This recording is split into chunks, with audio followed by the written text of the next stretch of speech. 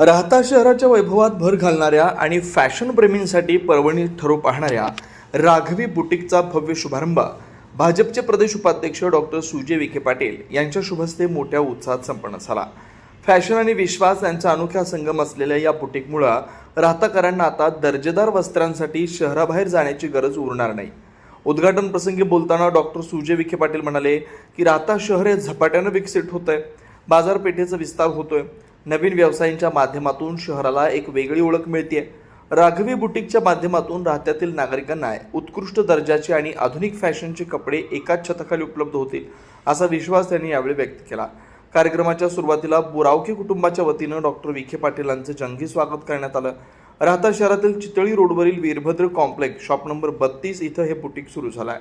महिलांच्या आवडीचा विचार करून इथं खास कलेक्शन उपलब्ध करून देण्यात आलं आहे। या दालनात cotton dresses, designer long dresses, short kurti, trendy card set आणि हेवी पार्टीवेअर ड्रेसेस तसेच कपड्यांना साजेसे असे बॅग्स, पर्सेस आणि आकर्षक ज्वेलरीचंही खास दालन इथं सुरू झालं आहे। या सोहळ्याला राजकीय आणि सामाजिक क्षेत्रातील अनेक दिग्गज उपस्थित होते।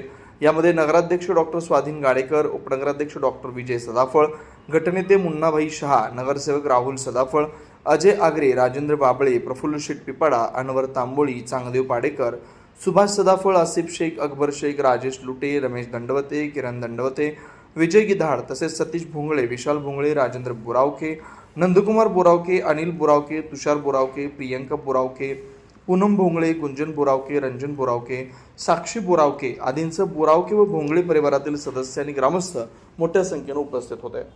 नमस्कार, माझे नाव साक्षी बोरावके।